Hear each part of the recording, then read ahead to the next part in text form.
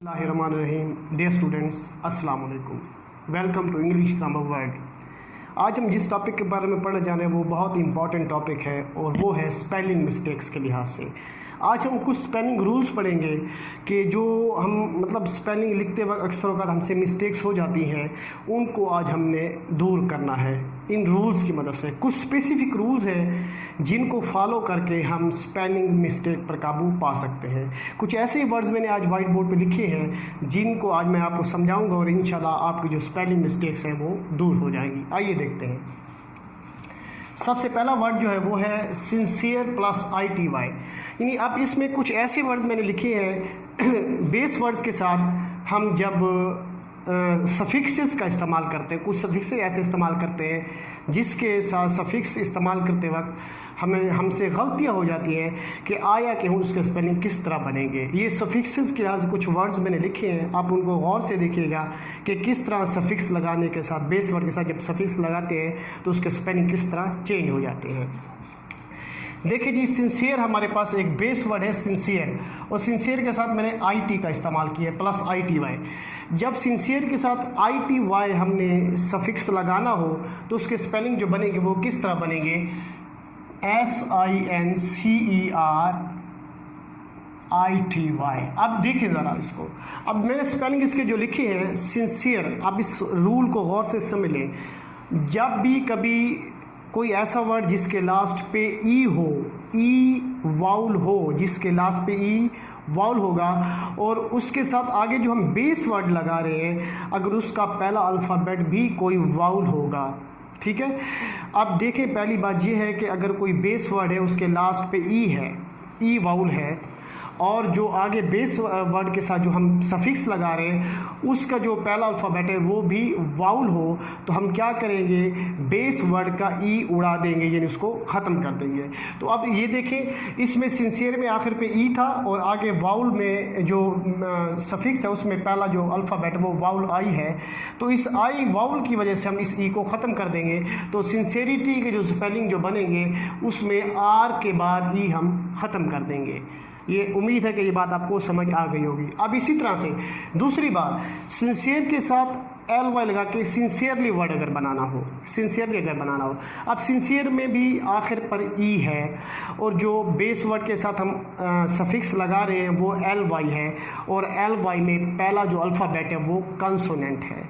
अब बात गौर से सुन लें, कंसोनेंट है, तो उस कंसोनेंट की वजह से हम आखिर वाला जो सिंसियर का आखिर वाला जो ई है उसको हम ख़त्म नहीं करेंगे. अब इस सिंसियर के साथ जब सिंसियरली बनेगा तो ई वैसे का वैसा रह जाएगा. अब ये देखिए, सिंसियरली में SINCERELY, ये सिंसियर का ई हमने यहाँ पे ख़त्म नहीं किया. अब याद रखें, अगर कोई बेस वर्ड हो जिसके लास्ट पे ई हो और अगर उसके साथ कोई हम सफिक्स लगा रहे हैं, अगर बेस वर्ड का आखिरी जो वर्ड है, आखिरी जो अल्फ़ाबेट है वो अल्फ़ाबेट अगर ई पे एंड हो रहा है, ई अल्फ़ाबेट है, अगर वो जो वर्ड है वो ई पे एंड हो रहा है और आगे जो सफिक्स हम लगा रहे हैं उसका पहला अल्फ़ाबेट अगर कोई वाउल होगा तो आखिर वाला जो बेस वर्ड का आखिरी जो ई है वो हम ख़त्म कर देंगे.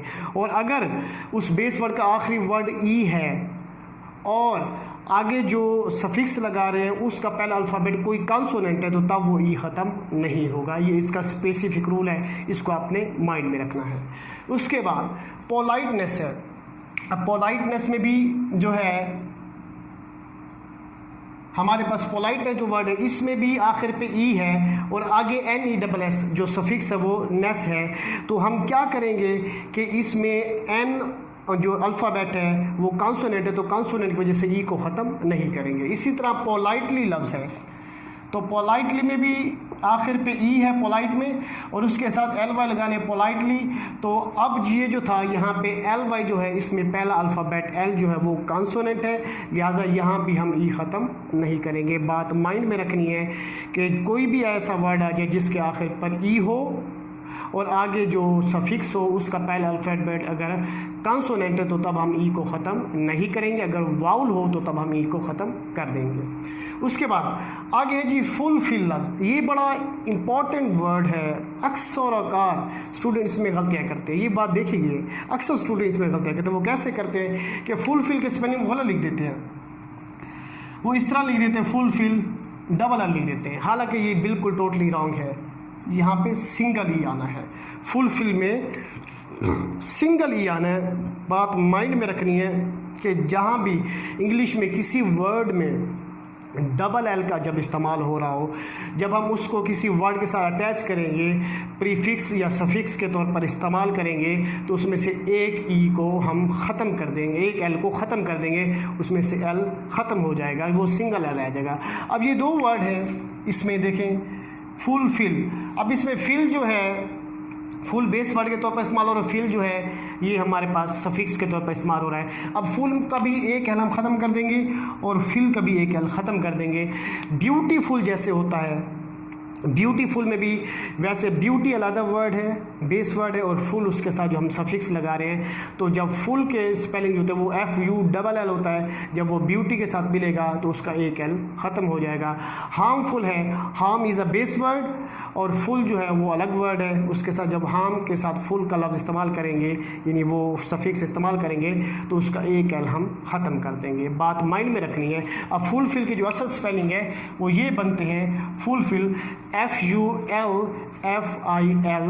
डबल एल नहीं लिखना, डबल एल याद रखना, डबल एल नहीं लिखना। उसके बाद अगला जो वर्ड है ब्यूटीफुल, ब्यूटीफुल असल लफ्ज़ जो ब्यूटी है BEAUTY, ब्यूटी, असल ये जो बेस वर्ड है ब्यूटी होता है। अब इसकी जगह वाई की जगह में आई लगाते हैं, क्योंकि वाई अगर किसी लफ्ज़ के लास्ट पे इस्तेमाल हो रहा है और वाई में से अगर आई का साउंड आता है तो वाई की जगह हम आई का इस्तेमाल करते हैं। देखें ब्यूटी वाई की जगह आई लग गया, और आगे फुल जो है उसमें डबल एल है, तो हमने देखा कि अगर हम किसी लफ्ज़ के साथ इसको अटैच करते हैं तो इसके साथ हम क्या करेंगे, इसका एक एल ख़त्म कर देंगे।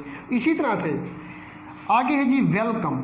ये तो मोस्टली स्टूडेंट्स गलत लिख जाते हैं, वेलकम में डबल एल लिख जाते हैं, जबकि बिल्कुल ये टोटली रॉन्ग है। ठीक है, अब याद रखना है। अब ये जो वेलकम है इसमें वेल में डबल एल इस्तेमाल हो, तो डबल एल जब इस्तेमाल कर रहे हैं उसमें से एक एल हम ख़त्म कर देंगे, तो वेलकम में क्या बन जाएगा, वेलकम, इसमें सिंगल एल का इस्तेमाल होगा। इसी तरह से फेयरवेल होता है, फेयरवेल पार्टी, आमतौर पर ये वर्ड इस्तेमाल होता है, फेयरवेल पार्टी करें जी, फेयरवेल, उसमें जो वेल है उसमें भी डबल एल आ रहा है, फेयर के साथ वेल का इस्तेमाल करें, तो वहाँ पे जब फेयरवेल वो लिखेंगे तो उसमें से भी एल एक ख़त्म कर देंगे, FAREWEL, यानी सिंगल एल का इस्तेमाल किया जाएगा। ये बात आपने माइंड में रखनी है। तो ये तो थे कुछ ऐसे वर्ड्स जो मतलब है कि सफिक्सेस के लिहाज से जो उनका इस्तेमाल हम करते हैं, स्पेलिंग में मिस्टेक्स होती हैं। अब कुछ इस तरफ आते हैं, कुछ ऐसे वर्ड्स हैं जिसमें अब हम देखते हैं कि स्पेलिंग मिस्टेक्स हमसे होती है। अक्सर स्टूडेंट ये लेटर लिखते वक्त I received your letter yesterday, ये पहला सेंटेंस लिखा जाता है, और रिसीव के स्पेलिंग अक्सर स्टूडेंट भूल जाते हैं कि आया कि रिसीव में ई पहले आता है या आई पहले आता है, यहीं पे गलती होती है बच्चों से। अब बात माइंड में रखनी है, ये जो रिसीव की हम स्पेलिंग लिख रहे हैं इसका असूल ये है कि जब हमने EI या IE का इस्तेमाल करना हो, अगर IE और EI के इस्तेमाल करने से पहले अगर हमारे पास अल्फ़ाबेट C आ रहा हो, बात माइंड में रखनी है, C आ रहा होगा तो हम क्या करेंगे, हम लिखेंगे E और I। ठीक है, अब रिसीव किस पे, ई और आई, क्योंकि ई और आई से पहले सी था तो यहाँ पे हमने ई आई का इस्तेमाल किया। याद रखें ई आई सिर्फ उस वक्त इस्तेमाल होगा जब उनको लिखने से पहले सी का अल्फ़ाबेट आ रहा हो। इसी तरह से डिसीव है धोखा देना। अब इसमें भी हम देख रहे हैं कि हमने आई और ई का इस्तेमाल करना है, यानी आई ई लगाए या ई आई लगाए, कन्फ्यूजन है। तो क्योंकि उससे पहले अल्फ़ाबेट सी है तो इस सी की वजह से हमने क्या लिखा, ई आई, यहाँ पे सी की वजह से ई आई। अब इसी तरह से सी के अलावा कोई भी और अल्फ़ाबेट आ जाता है, यानी सी के अलावा कोई भी 26 लेटर जो है, बाकी 25 जो बचते हैं उनमें से कोई अल्फ़ाबेट आ जाता है तो तब हम आई और ई का इस्तेमाल करते हैं।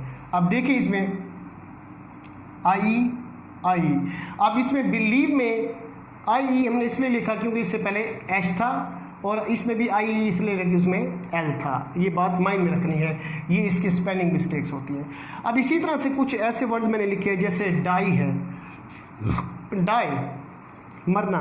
जब इसके साथ आईएनजी फॉर्म लगाते हैं, याद रखें, तो जब जिस वर्ड के लास्ट पे अल्फ़ाबेट आई इकट्ठा आ रहा हो, उसकी अगर इंग फॉर्म बनानी हो, जब उसकी इंग फॉर्म आईएनजी वाली फॉर्म बनानी होगी, तो उसके स्पेलिंग में आई की जगह वाई का इस्तेमाल होगा। ये डाइंग बन जाएगा, ये लाई की जगह लाइंग बन जाएगा। ये रूल आपने माइंड में रखना है कि जब किसी वर्ड के आखिर पर आई ई अल्फ़ाबेट इकट्ठा इस्तेमाल हो रहा हो और उसकी इंग फॉर्म बनानी हो, तो उसकी इंग फॉर्म बनाने के लिए हम क्या करेंगे, आई ई की जगह वाई का इस्तेमाल करेंगे। जैसे डाई मरना, डाइंग, उसमें आई की जगह वाई का इस्तेमाल किया, और लाई लाइंग हमने इसका इस्तेमाल किया। ठीक है। इसी तरह टाई होता है, टी आई ई, टाई बांधना, तो टाइंग जब उसकी इंग फॉर्म बनाएंगे तो आई की जगह हम वाई का इस्तेमाल करेंगे। इसी तरह से आगे है गेट, गेट से बनेगा गेटिंग। अब इसमें हम डबल टी लगा देंगे। जब कभी कोई फॉर्म, कोई वर्ब है, उसकी फॉर्म बनाते हुए इंग फॉर्म बनानी हो, इंग फॉर्म बनाने के लिए हम क्या करते हैं, उसके साथ जब आईएनजी लगाना हो, अगर लास्ट अल्फ़ाबेट जो है वो कॉन्सोनेंट हो और उससे पहले अगर एक वाउल इस्तेमाल हो रहा है, लास्ट अल्फ़ाबेट कॉन्सोनेंट है और उससे पहले एक अल्फ़ाबेट जो है वो कॉन्सोनेंट इस्तेमाल हो रहा है, तो आखिरी अल्फ़ाबेट जो कॉन्सोनेंट होगा उसको हम क्या करेंगे, डबल कर देंगे। तो इसमें वो गेटिंग बन जाएगा, ये डबल टी हो जाएगा। इसी तरह से कट है तो ये बन जाएगा कटिंग। अब देखिए, क्योंकि इसमें आखिरी अल्फ़ाबेट जो था वो टी था और टी से पहले वाउल इस्तेमाल हुआ है यू, यानी आखिरी अल्फ़ाबेट जो हो उससे पहले अगर वाउल इस्तेमाल हो रहा है, आखिरी अल्फ़ाबेट अगर कॉन्सोनेंट है उससे पहले अगर कोई भी वाउल इस्तेमाल हो रहा हो, तो आखिरी अल्फ़ाबेट को हम डबल कर देंगे। इसी तरह मीटिंग है। अब इसमें देखिए, इसमें भी वाउल था लेकिन इसमें मैंने डबल टी नहीं किया। मीट प्लस आईएनजी, मीटिंग को मैंने डबल टी नहीं किया मीटिंग में। अब उसकी वजह पता है क्या है, कि अगर आखिरी अल्फ़ाबेट जो है, आखिरी अल्फ़ाबेट अगर कॉन्सोनेंट है और अगर उससे पहले दो वाउल्स इकट्ठे आ जाए, बात माइंड में रखनी है, अगर आखिरी अल्फ़ाबेट कॉन्सोनेंट उससे दो वाउल्स, उससे पहले दो वाउल्स इकट्ठे आ जाएं, तो तब आखिरी अल्फ़ाबेट को डबल नहीं करेंगे, इसलिए मीटिंग में डबल टी नहीं लिखा। अब जी वेट है, वेट में देखिए ए और आई इकट्ठा है, आखिरी अल्फ़ाबेट टी है, उससे पहले ए और आई इकट्ठे दो वाउल्स आ गए, तो वेटिंग में भी हम डबल टी नहीं करेंगे बल्कि सिंगल हो जाएगा, उसमें भी हम इसको सिंगल रखेंगे, तो वेट का बनेगा वेटिंग। इसी तरह कुछ ऐसे वर्ड्स भी हैं इंग्लिश में कि जो एंड पे ई पे एंड होते हैं, ई पे एंड हो रहे होते हैं, उनके आखिर पर ई होता है, तो उसका ई ख़त्म करके उसके जगह आईएनजी का इस्तेमाल किया जाता है। जिस तरह राइट से राइटिंग होता है, इसी तरह बहुत सारे ऐसे वर्ड हैं, तो मतलब है कि डिसाइड का डिसाइडिंग होता है, आखिर पे ई होता है, तो ई को हम ख़त्म कर देते हैं, उसके साथ आईएनजी का इस्तेमाल करते हैं। इंशाल्लाह उम्मीद है कि आपको ये आज के जो मतलब है मैंने स्पेलिंग मिस्टेक्स बताई हैं, इसके जो रूल्स बताए हैं वो आपको समझ आ गए होंगे, और इंशाल्लाह नेक्स्ट वीडियो में कुछ नया लेकर हाजिर होंगे। अल्लाह हाफ़िज़।